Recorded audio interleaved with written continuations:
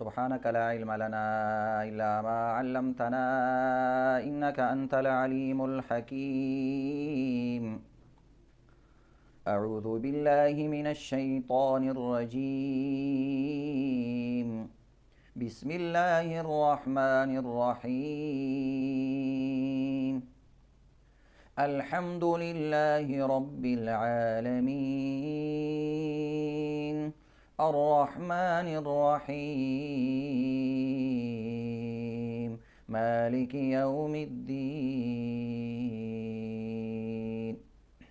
نن د قرآن پاک لومبه سورت د سورت فاتحه متعلق درته تفسیر شروع کی. د سورت فاتحه متعلق د یو څو خبرو وضاحت وکیږي. یو د سورت فاتحه نمونه څه دي، دویم د سورت فاتحه فضایل څه دي، او بیا ورسره د هر آیات تفصیلی احکامات او د سورت فاتحه خلاصه او د هر آیات متعلق احکامات او د هغې تشریح او تفسیر به درته بیانېږي. نن د سورت فاتحه نمونه تاسو ته بیانېږي. د سوره فاتحه تقریبا کتابونو کې 26 نمونه راغلي، 26 نمونه د سورت فاتحه راغلي، او دا زیات نمونه د دې په برکاتو باندې دلالت کوي او د دې په درجه او په مقام او په عزت باندې دلالت کوي. د کوم څیز چې نمونه زیات وي هغې کې فضیلتونه، کوالټي او هغې کې د هغې شرافت او عزت او عظمت زیات وي. د سورت فاتحه څه نمونه دي؟ دا یو اهم موضوع ده د طلباو دپاره، د عوامو دپاره هم دی کې ښکلې خبرې دي. یو نوم د سورت فاتحه دی فاتحة الکتاب. فاتحة الکتاب د کتاب معنا قرآن، او دویم نوم دی د دې فاتحة القرآن. نو دا دوانو نمونه یو شان دي، قرآن او د کتاب شروع کوونکې یا شروع کیدونکې یا پیله صورت. د قرآن پاک د دې نه ابتدا شوې ده په لیکلو کې تحریرا او لفظا او زبانا چې قرآن پاک انسان شروع کوي نو د سورت فاتحه نه شروع کوي. نو د دې وجې نه دې ته فاتحة الکتاب او فاتحة القرآن وایي. قرآن پاک یا لوح محفوظ کې چې قرآن پاک لیکلی شوی دی نو سورې فاتحې نه لیکلی شوی. موږ سره هم سورت فاتحه اول لیکلی شوی. ترتیب مصحفي د مصحف او د قرآن د لیکلو په اعتبار سره لومبۍ سورت فاتحه یا د دې نه مونځ شروع کېږي. د قرات لحاظ سره چې مونځ شروع کې نو ثنا قرات نه دی ځکه قرآن کې نشته. نو دې وجې نه دې ته فاتحة الکتاب او فاتحة القرآن وایي. دریم نوم د سورت فاتحه ام الکتاب دی. د دې قرآن مور د مور او د قرآن اصل صورت دی. دا د دې دریم نوم دی. او دغه رنګې څلورم نوم ام القرآن دی. د ام معنا د مور. قرآن پاک ته مور ولې ویلی کېږي؟ د مور عربی کې او زمونږ پښتو کې او په ډېرو ژبو کې مور د اصل په معنی استعمالیږي، او هغه څیز ته ویلی کېږي چې په هغې باندې ټول خلک راټولي هغې ته مور وایي. زموږ پښتانه وایي دا فلانې سړی خو سم مور ده، دا ټول پرې راټول دي. لکه یاران دوستان کې بعضې کسان ته وایي دا زموږ مور ده، هغه ټول کسان په هغې راټولي څنګه چې په مور باندې ټول خلک راټولي. دغه رنګ قرآن پاک ټول سورتونه په سورت فاتحه راټول دي. یا د قرآن پاک کې چې څومره مضامین دي هغه سورت فاتحه کې راټول شوي دي او بیان شوي دي. څنګه چې مور د بچو دپاره اصل وي او د هغې نه پیدا وي، دغه رنګ د قرآن پاک دا ټول سورتونه داسې دي لکه د دې سورت فاتحې نه پیدا دي. او قرآن کې چې څومره مضامین دي هغه ټول په سورت فاتحه کې بیان شوي. لکه قرآن کې توحید دی، رسالت دی، آخرت دی او قصص دي او باس بعد الموت دی، او دا ټول په سورت فاتحه کې بیان شوي. نو قرآن د دې ټولو دپاره مور شوه بنیاد شو، اصل شو. دې اعتبار سره د دې دا معنی ده ام القرآن، ام الکتاب، دته دا ویل کېږي. لکه یحیی ابن عمر تابعی رحمت الله علیه فرمای وی ام القرى مکه و ام خراسان مرو و ام القرآن سورة الحمد. وی د ټولو کلو مور چې کوم دی مکه ده، یعنی اصل دا دی، پهله دا پیدا شوی د دې نه دا ټول کلي الله جوړ کړي دي. او د خراسان مور او اصل کلی مرو ښار دی، او د قرآن اصل سورت فاتحه ده. پنځم نوم عزتمندو د سورت فاتحه کنز دی. کنز، الکنز خزانه. خزانه ورته څه یو حدیث کې راځي الفاتحة کنز من کنوز عرشی. الله وی حدیث قدسی دی دا فاتحه زما د عرش د خزانو نه یو لویه خزانه ده. نو بهرحال عزتمندو دې ته کنز ویلی شوی، خزانه ده. د علومو په اعتبار سره د علومو خزانه ده، د برکاتو په اعتبار سره د برکاتو خزانه ده، د احکاماتو په لحاظ سره د احکاماتو خزانه ده، د خلاصې په اعتبار سره د ټول قرآن پاک خلاصه او خزانه ده. نو دا مختلف معنی دي. شپږم معنا دا ده چې د دې نوم شپږم د دې صورت نوم دی وافیه. وافیه مطلب دی کامل صورت. وافی کامل صورت دی، پورا صورت دی. او پورا صورت مطلب دا دی یعنی چې دا کلم وینو پورا ویل پکار دی، نیم نه دی ویل پکار. دا مختلف علماو د دې دا تفسیر بیان کړی، پورا ویل پکار دی. قرآن کې نور صورتونه موږ نیم نیم وایو. سوره یاسین دې شروع کړو، یو څو آیاتونه دی ویل، بس باقي کوي که نه وی. بل صورت د سوره بقره دې شروع کړه، سوره ال عمران دې شروع کړو، چې څومره وی هغه نه وی، باقي صورت انسان پرېږدي. خو دا صورت چې دې شروع کړو پوره به وی، سر ته وی رسې. یا د علومو په اعتبار سره یو پوره او کامل صورت دی، د معنی په اعتبار سره ډېر کامل صورت دی. نو د دې دا معنی دي عزتمندو. او یا پوره لوستلی کېږي، او یا پوره لوستل پکار دي. اومه معنا د عزتمندو د سورت فاتحې اوم نوم دی اسم کافیه. د کافیه معنا د کافي کېدونکې صورت، یعنی دا صورت د ویونکي دپاره ډېر کافي دی، یا د برکاتو په اعتبار سره کافي دی، د علومو په اعتبار سره کافي دی، کافي صورت دی. یا د ټول یحیی ابن ابي کثیر رحمت الله علیه فرمایي چې دا صورت د ټول قرآن د طرف نه کافي دی، او پوره قرآن د دې صورت د طرف نه کافي نه دی. یعنی دا دومره عظیم و شان صورت دی. یا د مضمون په اعتبار سره چې کوم دی دا ټول قرآن ته کافي دی، او ټول قرآن خلاصه دی کې شته. دارنګه یو مرسل حدیث هم د دې باره کې راغلی ام القرآن عوض من غیرها وليس غیرها منها عوض. دا د ټول قرآن عوض جوړېدی شي، او ټول قرآن د دې عوض نشي جوړېدی. دارنګه عبدالله یو بل نوم دی د دې اتم نوم د دې اساس القرآن دی، د قرآن بنیاد اصل هغه د دې سورت فاتحې نوم دی اساس القرآن. عبدالله ابن عباس رضی الله تعالی عنه فرمای لكل شیء اساس. وی د هر یو څیز دپاره یو بنیادي ډېر ښکلی. اساس الدنیا مکه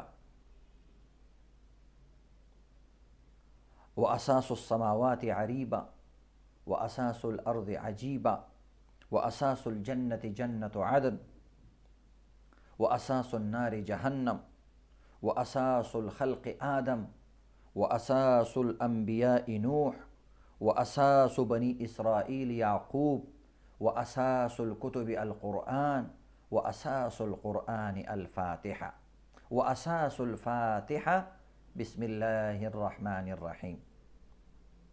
بهترینه خبره کړې. وایي د هر یو څیز بنیاد وي. لکه د دې ټولې دنیا بنیاد هغه مکه ده. اول مکه جوړه شوې ده، الله د اوبو نه راویسته بیت الله شریف، د هغې نه پس ثم بعد ذلک دحاها، دا ټولې ځمکه الله بیا خوره کړه. نو د ټولې دنیا اساس بنیاد هغه مکه ده، ځکه د دې نه ځمکه خوره شوې ده. او د اسمانونو اساس او بنیادی اسمان هغه وم اسمان د عریبانو مې دی، او د وو ځمکو اصل ځمکه چې کوم دی د هغې عجیبانو م دی. او د جنتونو چې کوم بنیادی جنت دی هغه جنت عدن دی، او د ټولو دوزخ چې کوم درجې دي هغې کې اصل دوزخ او لاندې عیسی هغې جهنم نوم دی، د هغې اساس هغه دی. او دغه رنګې د مخلوقاتو اساس آدم علیه السلام دی، د پیغمبرانو اساس نوح علیه السلام دی، د بني اسرائیلو اساس یعقوب علیه السلام دی، یعنې د هغې نه دا نسل را شروع شوی دی. او د ټولو کتابونو اساس قرآن دی، او د قرآن اساس صورت فاتحه ده، او د صورت فاتحه اساس او بنیاد بسم الله الرحمن الرحیم دی. عزتمندو نهم نوم د سورة الفاتحه سورة الحمد دی، ځکه دی کې حمد راغلی، الحمد لله رب العالمین، الحمد لله رب العالمین پکې سورة الحمد ته وایي.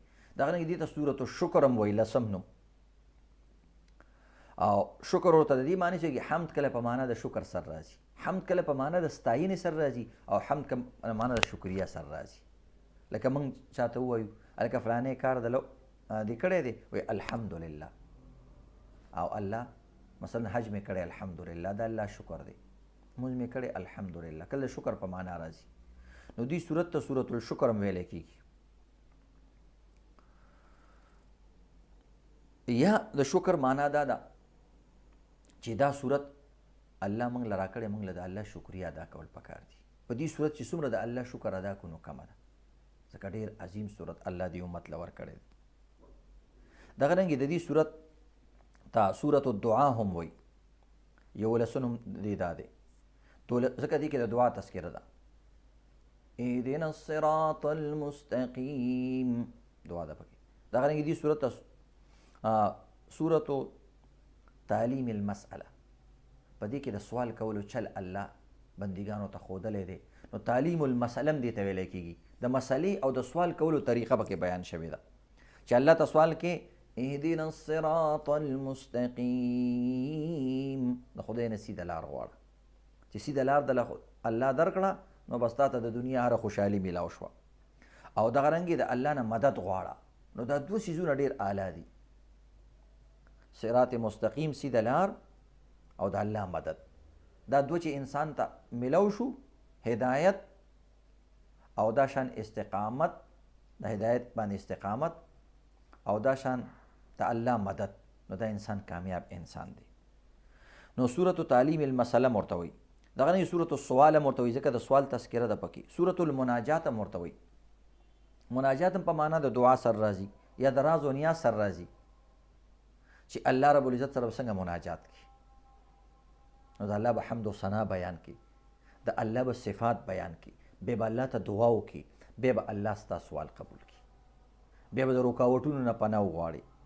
نو دې ته صورت المناجات هم ویلی کېږي. دغه رنګې صورت التفویض هم دې ته ویلی کېږي.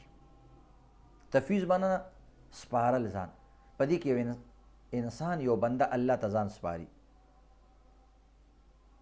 د عبادت په طریقه باندې، د امداد په طریقه باندې، چې خدایه پاکه زه به ستا عبادت کوم، تا نه مدد غواړم، تا ته مې ځان وسپارلو، ځکه زه محتاج یم، زه کمزور یم، زه هېڅ نشم کولی.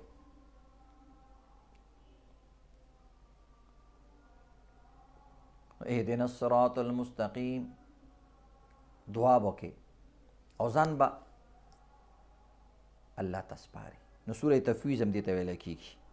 ایاک نعبد و ایاک نستعین، دې کې ځان ته الله ته وسپارو، خدای پاک زه کمزور یم، زما مدد وکړي په قرآن کې، په تفسیر کې، دنیاوي کارونو کې، د آخرت په کارونو کې. نو دې ته سورة التفویض وایي.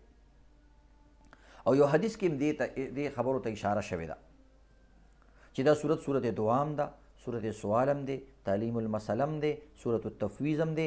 یو حدیث کې دې ته اشاره شوې ده. یو حدیث پاک کې راځي قسمت الصلاة بیني و بین عبدي، وایي دا مونځ او دا صورت فاتحه، دلته د مونځ نه مراد صورت فاتحه ده. صورت فاتحه دا صورت زما او د بنده په منځ کې شریک دی. نصفین فنصفها لی و نصفها لعبدي، نیم زما د بنده د پاره دی، نیم زما د پاره دی. ولعبدي ما سأله، او زما بنده چې څه سوال کوي دی کې هغه شته. یقول العبد الحمد لله رب العالمین، الله وی دا صورت زما او د بنده منځ کې نیم نیم دی، بندوي الحمد لله رب العالمين، خدای پاک ټول ستاینې صفاتونه تا د پاره دي. نو الله وی حمدنی عبدی، زما بنده زما حمد بیان کو. دا یقول العبد الرحمن الرحیم، بنده کله وی الرحمن الرحیم. نو الله وی اثنا علی عبدی، زما بنده زما ثنا وکړه.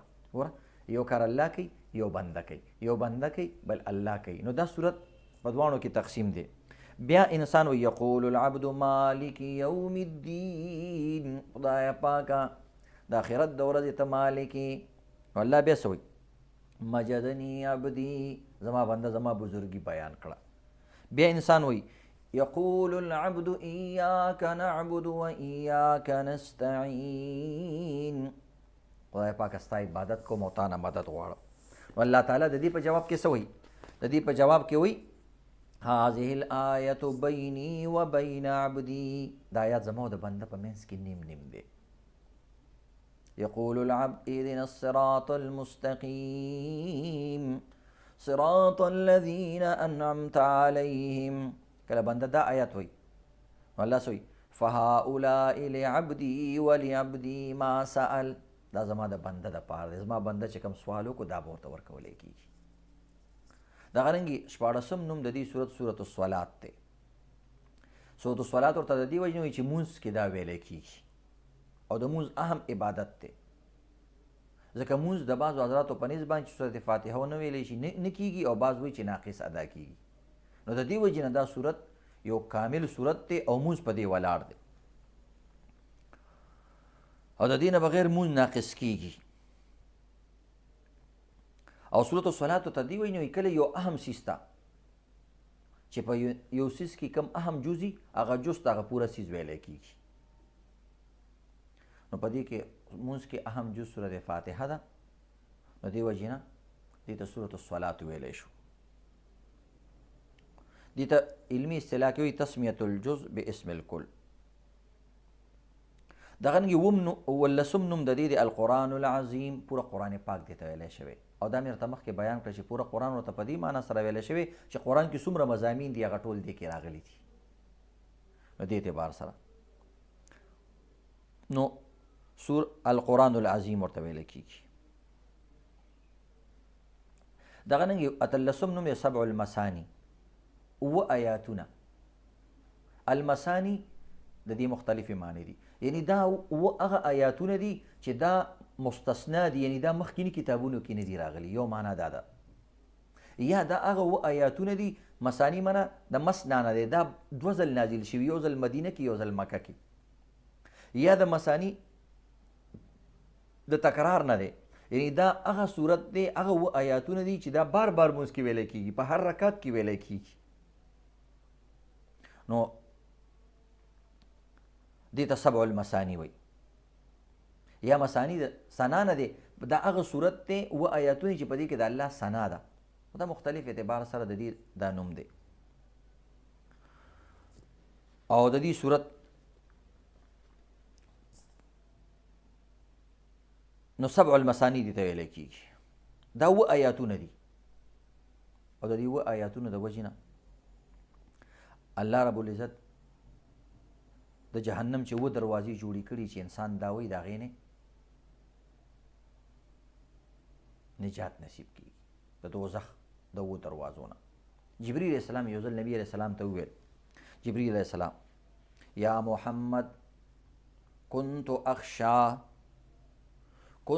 اخشى العذاب على امتك، وایي زه ډېره زیات یېرېدم ستا په امت باندې د عذاب نه. که د نبي اسلام امت کې به نبي اسلام فرمایي چې زما امتیان به هره ګناه کوي کومه چې بني اسرائیلو کړې ده، په کومه سوړه چې هغوی دننه شوي دي دوی به هم پرې دننه کېږي.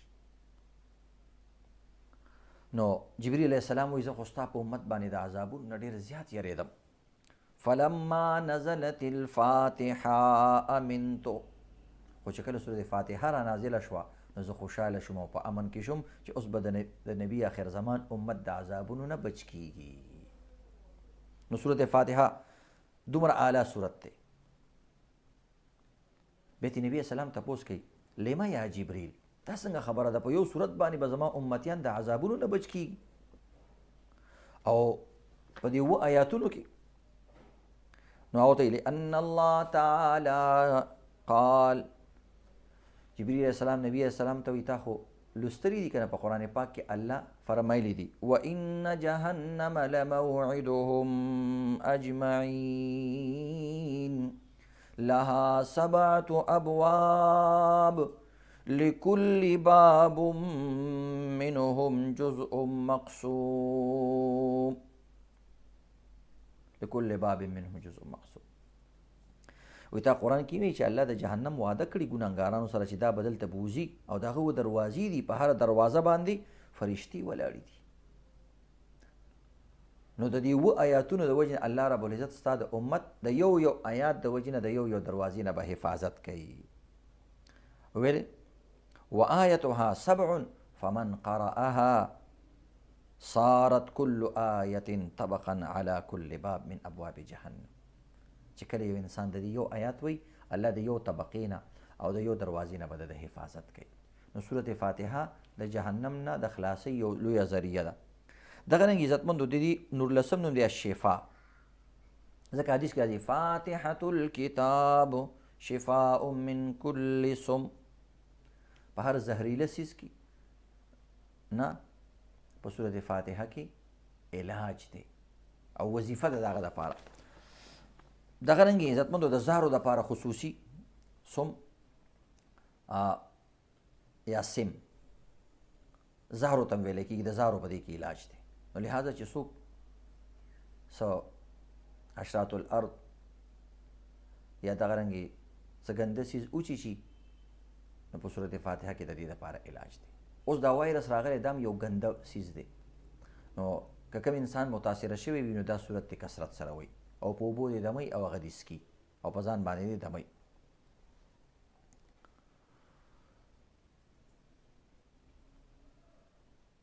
دغه رنګې شلم نوم د دې النور دی.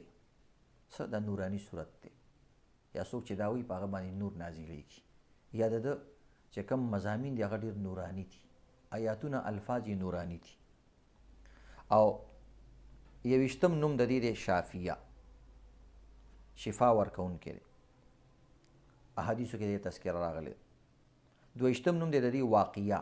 واقعه په معنی د حفاظت کوونکی، حفاظت ورکوونکی صورت دی، یعنی کوم انسان چې دا وایي د هغه حفاظت کیږي.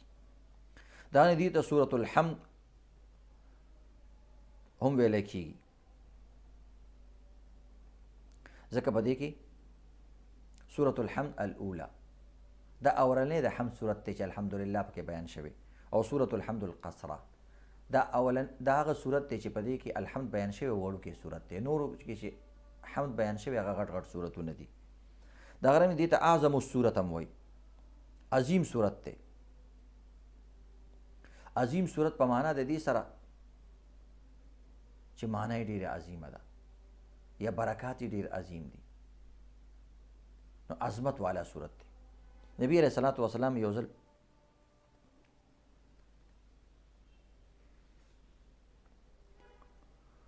او دغه رنګې دې ته سورة الرقیه هم ویلی کېږي یا الراقیه، د دم والا صورت. د دې باره کې حدیث پاک کې راځي، بخاري شریف کې حدیث دی، حدیث د لدیغ ورته وایي. دا د دم والا صورت دی او هغې کې مفسرین دا واقعه او دا حدیث بیانوي چې نبی علیه السلام یو محاذ باندې څه کسان لیږلي واپس یو کلي کې شپه شوه. هغه کلي والا د هغوی خدمت او مهمان نوازي ونه کړه. بیا په سحر باندې هلته د هغوی ملک لړم وچیچلو. بیا صحابه کرامو ته ویل تاسو له دم درځي؟ یو صحابي ورته ویل او ماله راځي، خو ویل دم به درله کوم خو موږ 30 کسان یو 30 چیلۍ به راکوئ. هغه ورته ویل ټیک د ملک سړی دی درکوي دل. دم یې وکړلو، الله هغه له شفا ورکړه او صحت یې ورکړو. چیلۍ ترې واغستې. نبي علیه السلام له رال ویل چې دا چیلۍ مې اغوستې چې دا به جایز وي که نه؟ نبي علیه السلام ورته ویل بهترین مال دی ستاسو دپاره، په قرآن هم ګټلی. نو د دې نه معلومیږي علاج په طور باندې چې څوک قرآن وایي، چا باندې دم، چا له دم کوي او درود کوي او تعویز کوي د قرآن پاک جایز، نو په دې باندې اجرت اخیستی شي. البته اجرت به چې کم کس وي د هغې حالاتو مطابق بالی. داسې ناسې د زعفرانو باندې لیکم او په مشک او په عنبر لیکم او غریب انسانان وي او د هغې د غریبۍ نه غلط مطلب اخیستل یا د دې نه کاروبار جوړول دا ناروا دی. خو که یو انسان څوک په خپلې خوښې سره څه ورکړي نو دا انسان دپاره جایز دي. نو دې ته صورت رقیه هم ویلی کېږي. نو دا شپږ نومونه دي د دې صورت عزتمندو.